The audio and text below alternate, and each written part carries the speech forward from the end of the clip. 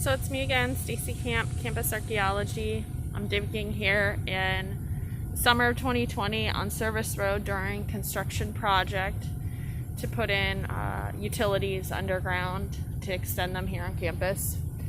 I'm in a pretty large hole underground, about maybe, 15 feet down, 10 feet down.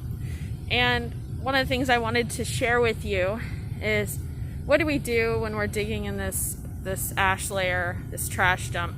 And as I talked about in one of the videos, you can see that there's a clear difference between some of the soil layers, what we call the stratigraphy in this trench, and the light colored soil here, which ends right here, this light soil here, light brown soil, and then this dark soil denotes when the trash dump begins. So this ashen layer of kind of molten metal and ash is where the trash begins, and it's in a football field size dump, maybe larger.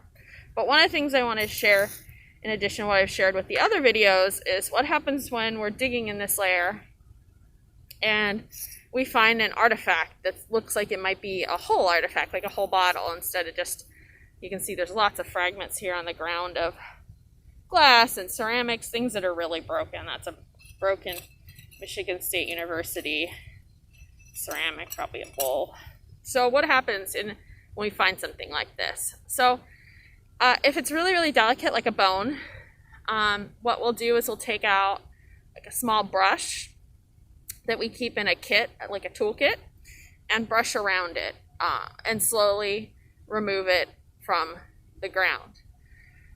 With the bottle's still kind of delicate and it can break, it can shatter. So again, it's really important to keep heavy duty gloves on, like the ones here we have, gardening gloves, leather gloves, so that if it does break, you don't cut yourself. With glass, we usually trowel around it very carefully and remove the soil around the bottle and any other artifacts around the bottle. It looks like there's a big chunk of glass. We'll also carve out the soil around it, and as I'm doing that, you can see I'm finding more artifacts, which makes the whole process a lot slower and more tedious. But we're going to trowel around this bottle so that it'll come out easier. Sometimes we'll kind of feel it to see if it's... Now, ideally, you go slow and you remove all the soil around it.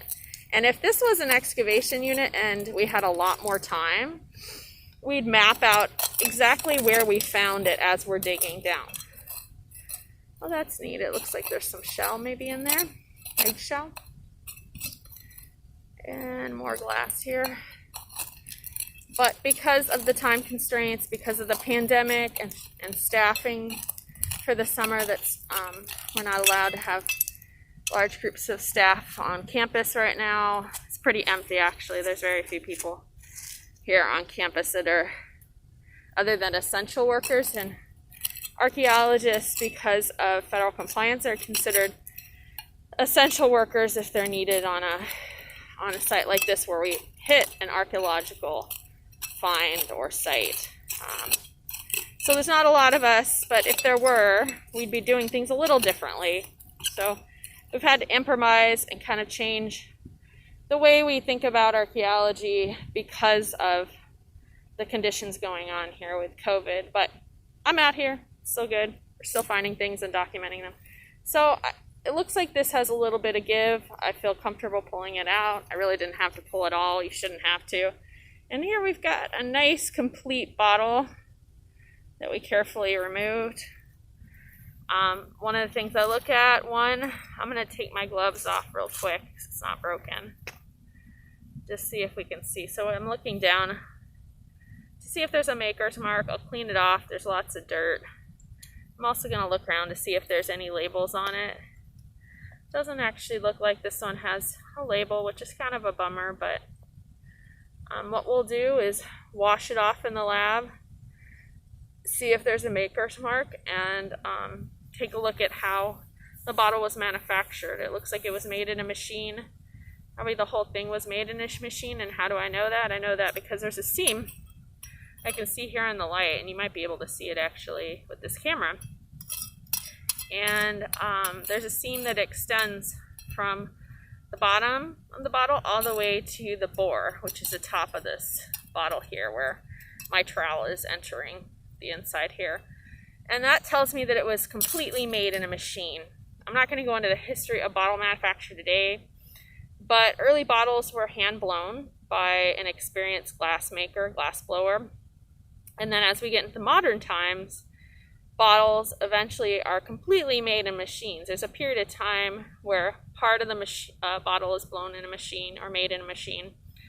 And the top, the finish here, that's what we call the finish, this top here, was hand blown or hand tooled. In this case, this whole bottle was made in a machine, so it's pretty modern.